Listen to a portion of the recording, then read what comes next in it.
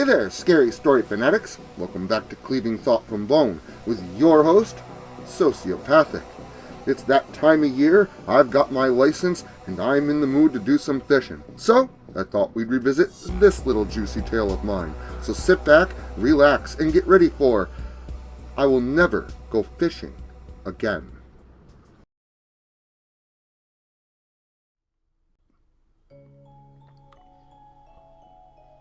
I read a lot of scary stories, and I am a huge fan of creepypastas, and most of my friends are too. Of course, they keep asking me, what's the scariest thing that's ever happened to me? And I've always told them that I've never had a paranormal experience. That is a lie. It has always been a lie, ever since I was 17 anyway. I've never told anyone this story because, in truth, who would believe me? Now, I'm sure you guys won't believe me either. It's a pretty outrageous tale. But at least here, I can get this off my chest without fear of reprisal. At best, you'll regard it as some scary story, and I'll feel all the better just for telling it. But I implore you, please, listen to my words, with some sense of consideration for possibility. It could someday save your life. When I was a senior in high school, my good friend at the time, Jay, had his own car. This meant that he was able to drive himself back and forth to school, not having to take the bus, or the cheese wagon, as he put it. Since my house was along his route to school each morning, he was able to pick me up. I didn't have my own car then, so I had to settle for riding in his. It wasn't all bad, though. Our good friend Mark was also en route. He didn't have his own car either, so he couldn't really bust my balls about it. Now, we grew up in a country town, nestled in a woodsy region, broken only by patches of long, sprawling fields and rolling hills. There were many brooks and mountain creeks that snaked around the bases of those hills in the valleys, leading to and from several hidden forest lakes and ponds in which no roads led to. The three of us spent much of the warmer season in those woods, fishing in those lakes and ponds, more so once school had been let out for the summer. Besides landing a few nice-sized fish and stumbling across deer in the woods, who were then sent crashing into the brush beyond, we had never experienced anything ominous or dreadful in those woods. Nothing that ever even classified as weird. So there was no way that we could have possibly expected what was going to happen on that day. It was Jay's idea. "Hey guys, you know it's senior skip day?" I remember him saying, his tone purposeful. I nodded and agreed. Mark apparently didn't know, but it was obvious as soon as he had brought it up on that morning that we weren't going to school. So, what did we agree upon? You've probably guessed it. We drove back to Mark's house. His mom and dad both worked days, so it was easy for him to swipe a few beers from his old man's basement fridge. He had done so before, and his dad never caught on because it wasn't like he counted them or anything, I suppose. Neither I nor Mark had brought fishing tackle with us for obvious reasons, but Jay told us that he had come prepared, having stowed a fully loaded tackle box and 3 poles into the trunk before leaving his house that morning. So, before the bell at the high school had even rung, the 3 of us were off on our way to finding a new fishing hole, deep beyond the forests we already knew so well. I imagine we had walked for a few hours. My feet were killing me by the time we had found it. The perfect spot. We'd parked Jay's car on a dirt road a few miles away and hiked along a creek for about 30 minutes out of town, packs on our backs and poles in hand. Mark and I kept insisting that we stop at 1 or 2 perfectly good places we had passed along the way, mostly because Jay wouldn't allow us to open any beers until we got fishing. But Jay insisted that we could find a better spot if we just kept looking. Yeah, I was getting irritated, tired, and thirsty, but it beat the hell out of sitting in those boring classes all day. When we finally came to it, I knew that Jay would have to agree that this was it. The perfect place. Every fisherman knows exactly what I'm talking about. That little place you can never seem to find. A beautiful oasis deep in the woods, miles away from everyone. Fish leaping out of the water, and not another soul on the planet that even knows it exists. And therefore, it's all yours. This was that place. The sunshine above the forest canopy shone brightly upon the tranquil surface of a vast pond, nearly the size of a small lake. I remember how the light beams leaked through the leaves at the brim of the forest, along the circumference of the pond's edge, how the leaves separated it in the morning mist, giving the whole scene an almost enchanted forest ambience. It was so beautiful, I honestly nearly forgot how much I wanted to crack open one of those beers. It had been around another hour of fishing before we had gotten our first bite. As no one we knew had ever been out this way before, we had no idea what would be on the other end of Jay's line. Mark and I stopped fishing to take in the epic fish Jay was now engaged in catching. I couldn't speak for Mark, but I know my eyes went wide as saucers and my heart leaped with anticipation as Jay's flexible pole bent nearly all the way over. Whatever he had hooked was big. I mean real big.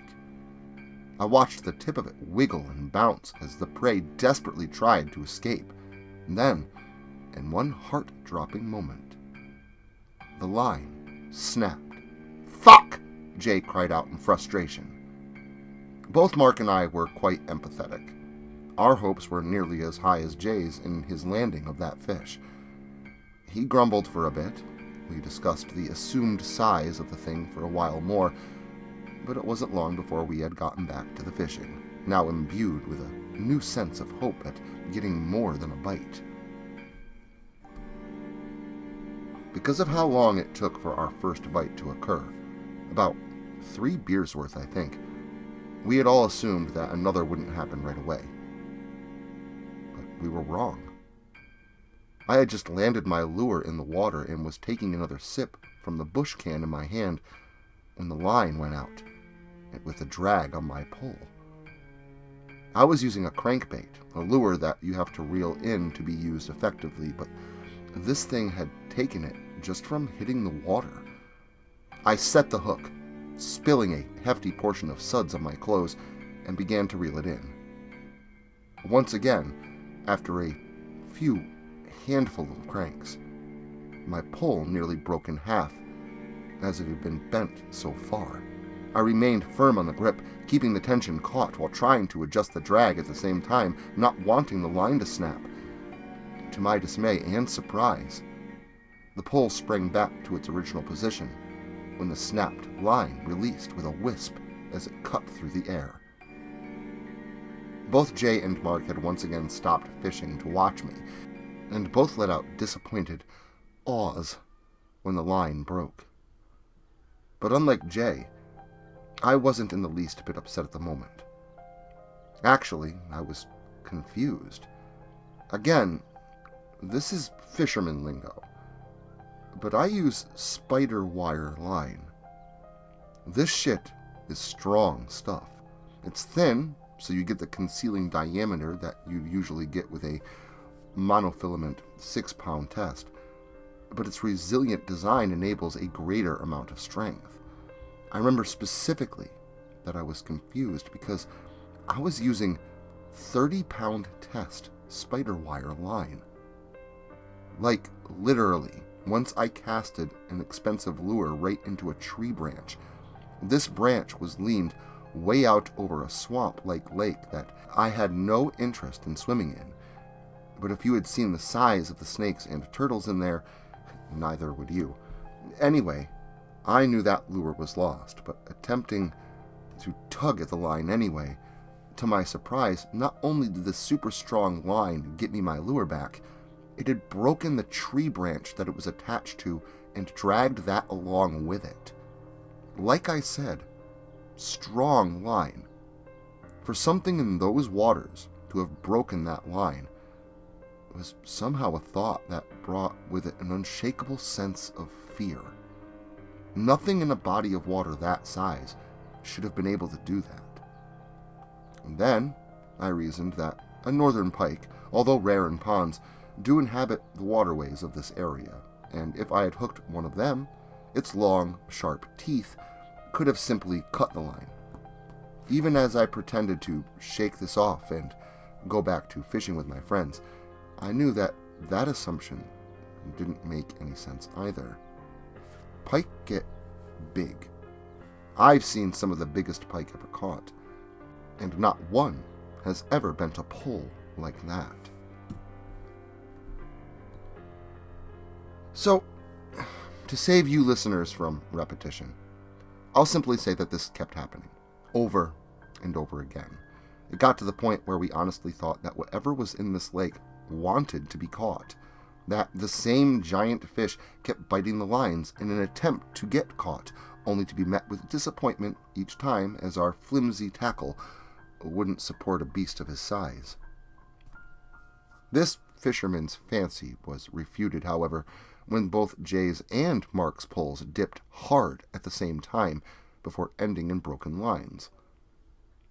We decided that it must have been an infestation of giant, hyper-intelligent bass that planned to overthrow us by removing us from our tackle one hook at a time, a jest reinforced once we realized that we were running out of bait. This was a pleasant fisherman's thought, I know. For the real truth, it was something far worse. This all culminated when Jay snagged something for the last time, beneath the murky waters of that pond-like lake. I watched Jay and the monster battle for moments that seemed to last forever, with anticipation oppressing the excitement. Neither Jay, the fish, nor the line would yield. It seemed as though Jay might succeed, as the tension began to recede, but in a quick flash of movement, the line was jerked so hard, it tore the pole from Jay's hand. Now, Jay was always a bit crazy, the one guy in the group known for being a little rash. Well, he loved that pole, and that crazy son of a bitch dove right in after it, shoes and all. Within moments, Jay sunk beneath the water. The water churned about with movement, and I think Mark and I were holding our breaths with him. It was right when I began to get worried that Jay rose to the surface in a splash, yelling something, but he was cut off as he was quickly pulled back under the water. Mark and I looked at each other, perplexed. Jay surfaced again, screaming only one word before, once again, he was pulled sharply beneath the rippling surface. He was known for his pranks on us, so I guess even now it isn't a surprise that I didn't move to help him. But if he had drowned or something that day, I wouldn't have forgiven myself. Another moment or two passed, Mark and I debating whether or not this was a really foolish joke, when Jay broke the water's surface at the water's edge. He managed to get halfway from the water, but was yanked backwards, falling onto his stomach, being dragged back in. And in that moment, I knew that this wasn't a prank. The way he had been pulled back, something had to have had a hold of him. Mark and I reached down, gripping the arms of our friend. The two of us fought with all our might to get him free, but whatever had him had an unyielding grasp of him.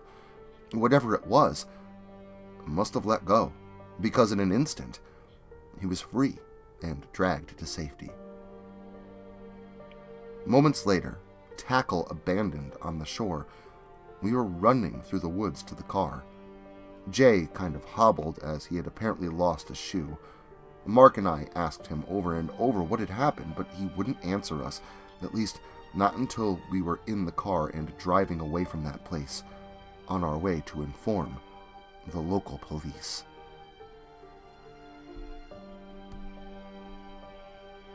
A small investigation of the grounds prompted an immediate search and dragging of the lake, and what they found, I will never forget. The police discovered the bodies of 6 corpses over the course of 2 days, tied at the ankles to cinder blocks as weights. Each victim was female, between the ages of 16 and 23, and judging by the stages of decomposition, had been dead for 3 to 5 months, depending on the corpse. Of course, each was murdered, and I don't believe they ever caught who did it. I didn't believe Jay that day, which is why I'm sure you don't believe me now.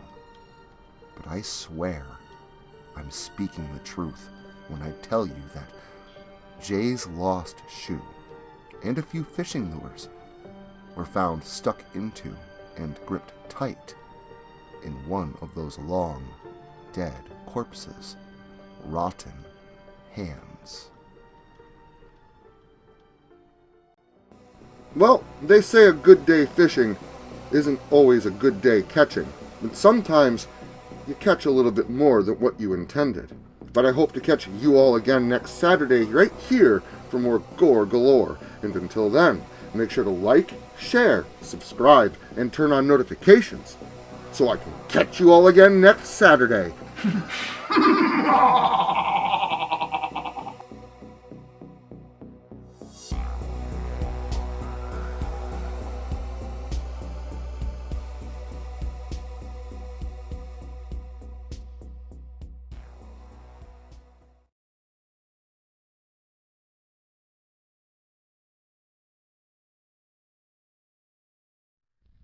Social media can be very unpredictable, especially regarding horror content.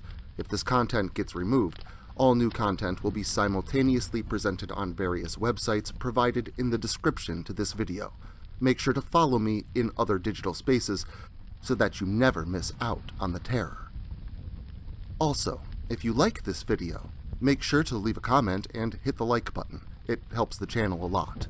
If you're new to the channel and you enjoy what's here, consider hitting that subscribe button and the notification bell so that you never miss an upload.